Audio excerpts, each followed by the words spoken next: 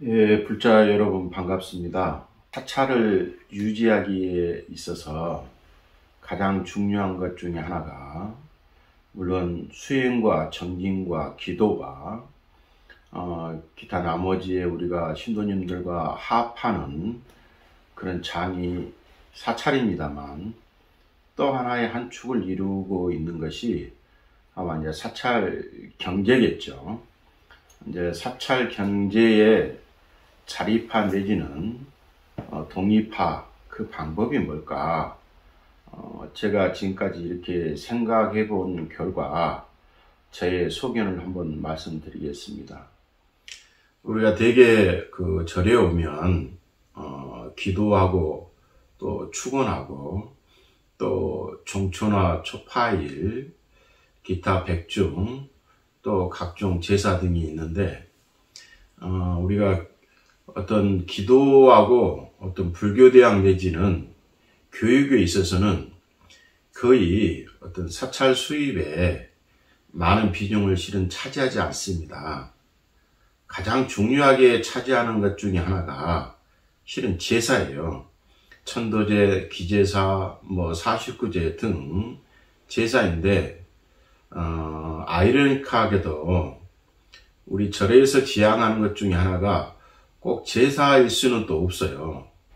우리가 살다 보면 사찰이 존재하고 우리 사부대중과 같이 어울리는 그런 마당 속에서 그 제사라고 하는 것은 너무 제사를 강조하다 보면 사찰이 가지고 있는 고유한 기능들 그런 기능들이 조금은 축소되고 때로는 애곡되는 소지가 많습니다. 근데 제사를 빼고 또 사찰을 유지 경영하기는 대단히 어렵습니다, 실은.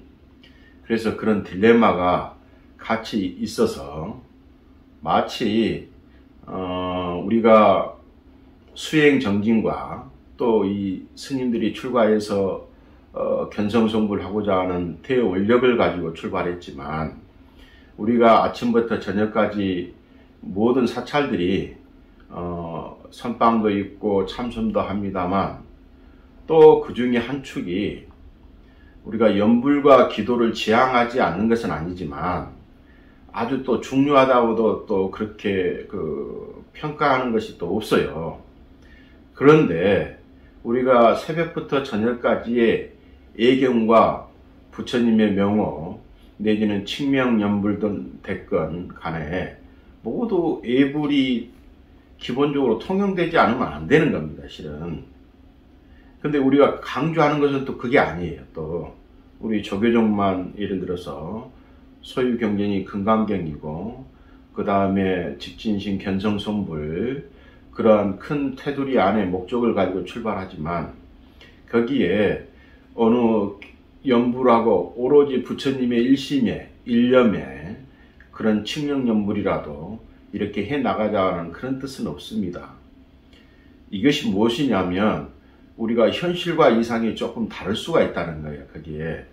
그래서 사원 경제, 우리 사찰 경제에 있어서 중요한 것 중에 하나가 기도와 제사로 되고 또 연등도 되고 또 기타 나머지 우리 해 나가면서 예불하고 그 다음에 축원하고 기도하는 그런 큰 테두리 속이 있습니다.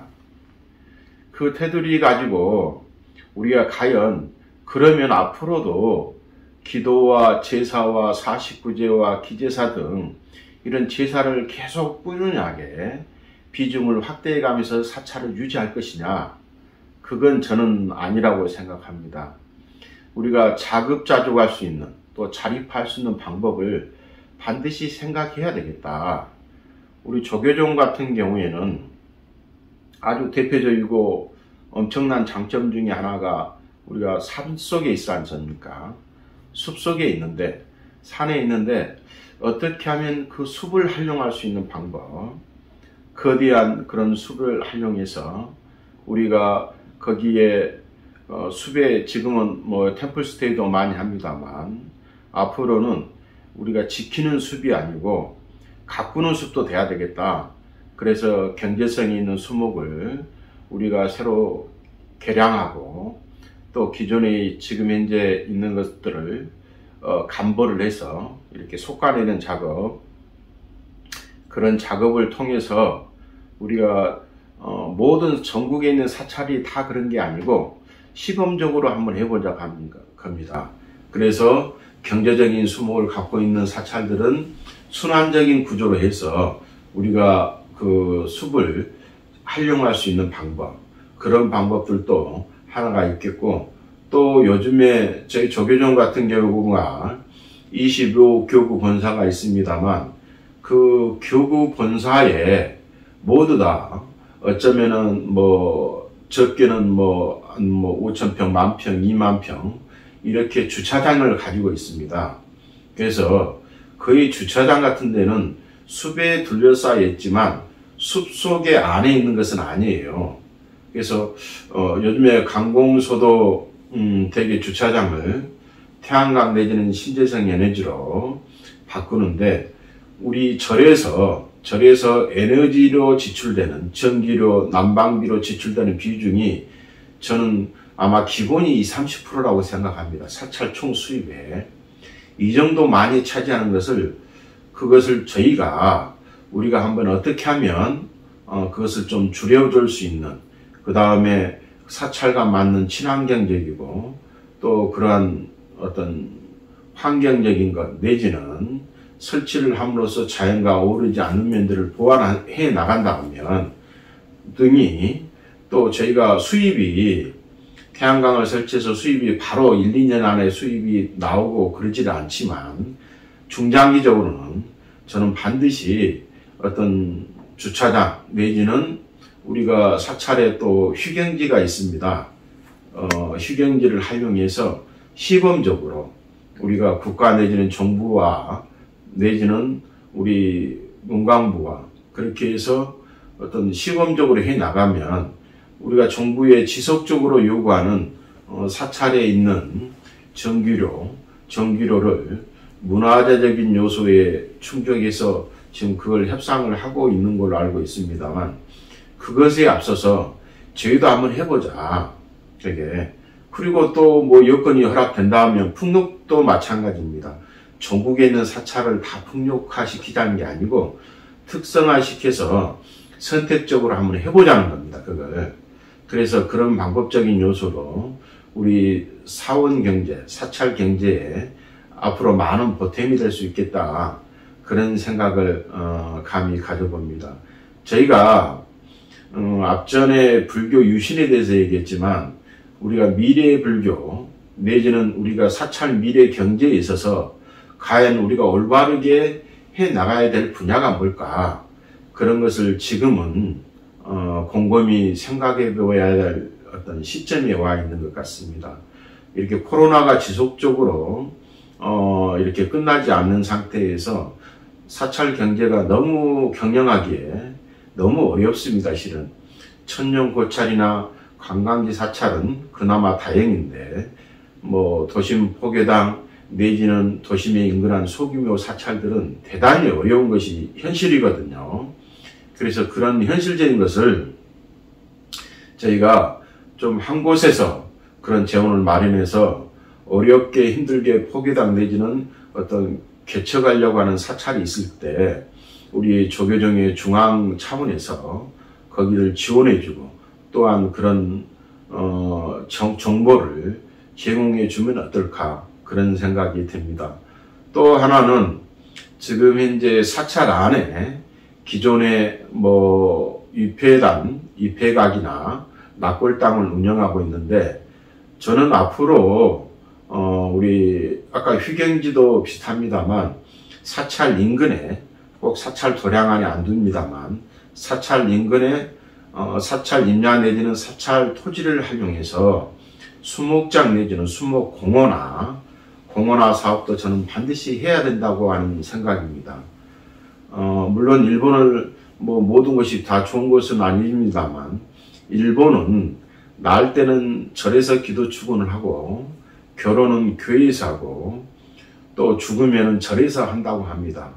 어쩌면 그것도 살아있는데 병원이나 기타 복지시설도 복지에 대한 기능을 하겠지만, 나는 돌아가신 분들, 돌아가신 영가를 위해서 나는 이것도 복지하라고 하는 하나의 차원이라고 생각합니다. 그래서 저희가 자연장 내지는 수목장, 수목공원화, 그래서 친환경적인 그런 것을 좀 적극 활용해서 해 나간다 하면 더욱 좋겠고, 또 하나는 뭐 지금은 반려동물도 마찬가지일 거 아닙니까? 그래서 반려동물도 지금은 가족의 이론, 어떤 식구의 이론으로서 우리가 같이 돌보고 있는데, 뭐 앞으로 더 많이 늘어났으면 늘어났지 줄어들지는 않을 거라고 생각해요. 그래서 그런 반려동물을 위한 어떤 반려수목장도 마찬가지입니다. 그런 것들을 결국은 그것을 가장 잘 흡수하고 이질감 없이 할 수 있는 것이 어디일까?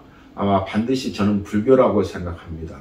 그래서 어쩌면은 나고 죽을 때까지의 모든 복지에 그런 장을 사찰에다 두면 앞으로 저희가 오로지 포교를 위해서 또 내지는 오로지 전법을 위해서는 일정한 사찰에 일정한 어떤 재정을 거기에 지출하지 않으면 안 돼요.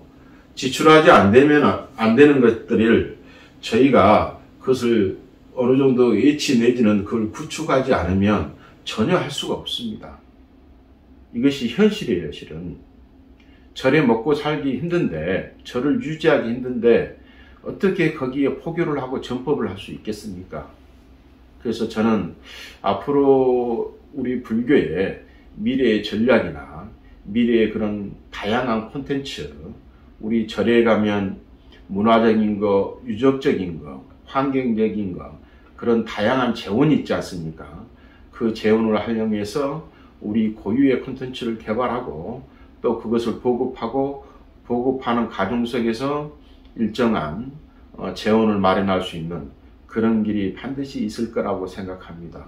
그래서 저는 어쩌면 의식의 전환, 그 다음에 발상의 전환, 어떤 그런 정책의 전환으로서 우리가 미래의 불교 내지는 미래의 사찰 경영에 있어서 보다 좋은 모습, 그렇고 나서 또 우리 사찰이 가지고 있는 고유한 기능을 잘 이어가면서 부수적으로 그렇게 해 나갈 수 있는 그런 방법적인 요소도 반드시 필요하다고 생각합니다. 끝으로 저는 제가 이렇게 신도님들 가끔 그 아들이나 손자, 손녀 자식이 출산하면 우리 불교에서는 계를 줍니다만 나중에 성령이 돼서 일정한 수교의식을 마치고 그 다음에 5계를 주고 10계를 주고 이렇게 합니다만 보살계를 주고 그것도 저는 제 생각에는 지금은 아이들이 커가지고 계를 받으려면 그 사이에 다른 종교에서 전부 먼저 줘버려요. 일정하게 먼저 그 마케팅을 한단 말이에요. 그래서 저는 그러기에 앞서서 우리 불교도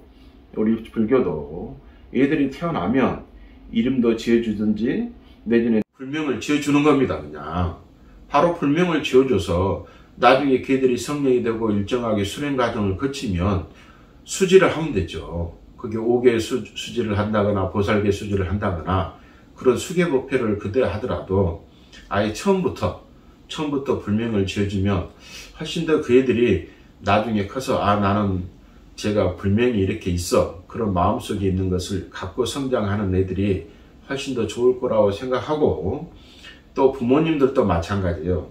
절에 다니는 신도님들이 내 자식들, 내 손자, 손녀들이 먼저 그렇게 계를 받으면 뭐 훨씬 더 부처님 품 안에서 먼저 있을 거 아닙니까?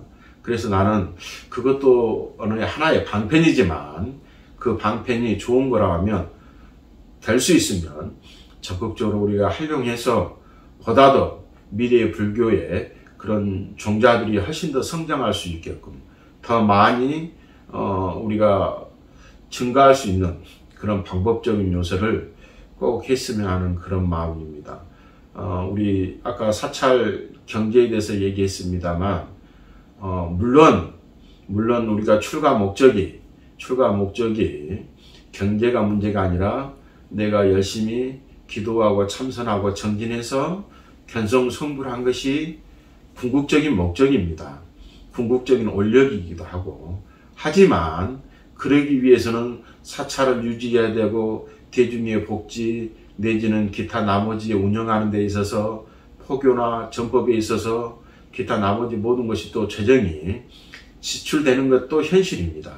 그래서 그 지출을 어떻게 하면 저희가 독립적으로 또 자립할 수 있는 방법이 있는가, 저는 이것을 한 번쯤 더 고민하고, 우리가 그 고민 속에서 이 현대화되는, 이 정보화되는 이런 엄청나게 변화하는 이 변화 속도에 저희가 빨리 발 맞춰서 나갔으면 하는 그런 간절한 마음입니다.